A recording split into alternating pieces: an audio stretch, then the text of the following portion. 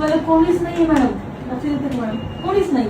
कारण आई वडिलांनी सांगितलं आम्ही गरीब आहे किंवा आमच्याकडे फायनान्शियली सोर्स काहीच नाही की तुला काही देऊ शकतो. संपला विषय. माझं काय म्हणणं आहे, ठीक आहे, मला कोणाकडनं अपेक्षा नाहीये की माझ्यासाठी आई वडिलांनी द्यायला पाहिजे, भावाने द्यायला पाहिजे, बहिणीने द्यायला पाहिजे, मी दुसऱ्याकडला करायला पाहिजे. तसं समजलंच नाही मॅडम. हा, तर चूक कुठे झाली आहे ना ती शोधायची आपल्याला पहिले. त्या चुकीवर आपल्याला सोल्युशन शोधायचं. आता तुम्ही काय केलं, तुम्ही गोल्ड ताबीज घेताय, ठीक आहे, तुम्हाला पॉकेट किटचा असर पडला म्हणून तुम्ही इथपर्यंत आलात. काय होता रिझल्ट तुमचा आम्हाला सांगा जरा.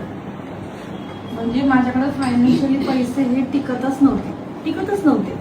मग माझ्या मैत्रीण जी आहे ना, एक स्मिता बोरकर नावाची, तिने 500 रुपीची नोट घेतली. तिला ते जाणवलं. मग तिने मला रेफर केला की मी म्हटलं माझं पण असं फायनान्शियली आहे, मला पण प्रॉब्लेम. तर मग तिने मला हे केलं. माझी पण एवढी काही कंडिशन होती तरी पण मी एफर्ट केली. मला त्याचा रिझल्ट चांगला आला की मला ते पैसे पाकिटच पाकिट कशासाठी असतं, पैसे ठेवण्यासाठी असतं.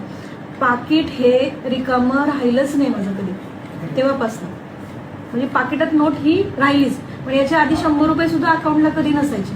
बरोबर आहे. तो आता काय झालंय, तुम्ही हे घेतलंय, सगळ्या गोष्टी केल्या. माझं एवढंच म्हणणं असतं, तुम्ही जेव्हा डेप्थ करतात ना तेव्हा पहिलं जे कर्ज आहे ते संपवून मग दुसऱ्या कर्जाकडे वळा. आता त्या नाही, पण आता 2 वर्ष मॅडम सांगते ना, एकही कुठलंच